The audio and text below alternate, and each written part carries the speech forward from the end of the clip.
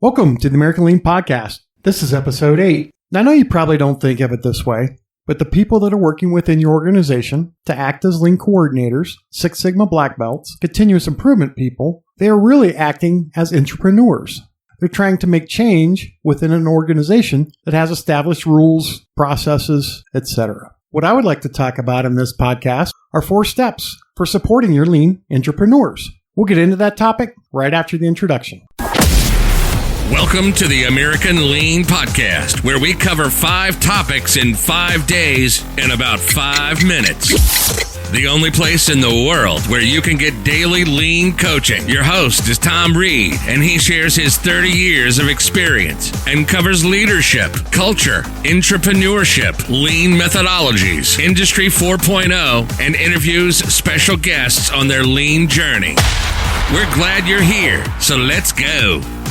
Welcome in to the American Lean Podcast. Like I mentioned in the intro, I want to talk about intrapreneurship and your intrapreneurs within the organization. So what is an intrapreneur? The definition is successful adoption of entrepreneurial attitudes and strategies inside of a bureaucratic organization. So like I talked about in the intro, people that are operating as Lean coordinators, Six Sigma black belts, continuous improvement people, they're trying to make change within an established organization. Now, when I was in my MBA program in the late 1990s, I majored, and I'm using air quotes, in entrepreneurship. One of the classes that I took during that time was an entire class on becoming an intrapreneur, how to operate as an entrepreneur within the organizational structures. Now, as competition has driven the need for change for a lot of companies, their existing culture doesn't always allow for risk-taking. Like Ben Franklin said, when you're finished changing, you're finished. So how does intrapreneurship impact your lean transformation, and why is it important? Like I mentioned, the individuals that you select to lead the organization as Lean coordinators or Six Sigma black belts are truly intrapreneurs. Maybe they haven't been tasked with developing a new specific product, but they have been tasked with bringing about change within an organizational structure. They have been asked to coach and drive improvements on how work and processes get accomplished. They also have to bring about creative solutions to problems within an established company, which sounds a lot to me like intrapreneurship. So I want to provide 4 guidelines that your organization should consider when developing the infrastructure to support these intrapreneurs. So guideline number 1, provide a time frame for participation. It is important for your employees that are engaged in leading change that they are engaged in that activity for a defined period of time. It is useful to have them as part of the overall lean governance team, and that the membership of that team is set for a period of time, say a year or so, before they have the opportunity to move on to other activities within the business. Guideline number 2 is to have clearly defined goals for the business. The freedom given to intrapreneur change agents is in how to approach the work, not necessarily the goals that the company is trying to meet. Establish the KPIs that the business is focused upon improving, deploy your intrapreneurs, and get out of the way.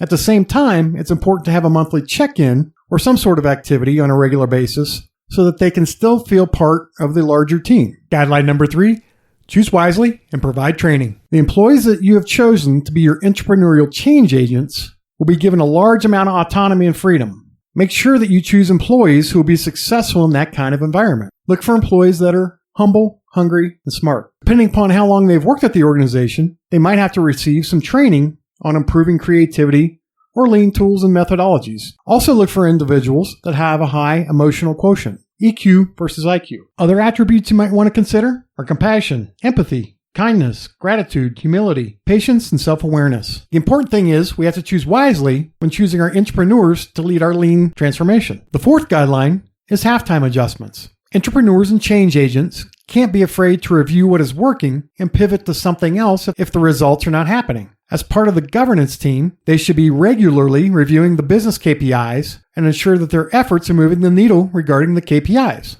If not, they may need to try something else. It's great that they are hungry to drive real change, but it's important that they are humble enough to accept feedback and review. Hopefully, they realize that if the business is not seeing the results, they might have to pivot and try additional projects or methodologies. As we progress through the culture blog posts, I'll talk more about intrapreneurship and its impact to the business bottom line. So I hope you enjoyed our time today. And remember, consuming information is great, but I want you to take this information to make yourself and your company a little bit better today. This podcast is for you. So if there are topics you'd like me to cover, or if you'd like to share your company's lean journey, please contact me at tom@americanlean.com. leanintrepreneurship.com. Until tomorrow, have a great one. Thank you for joining us today.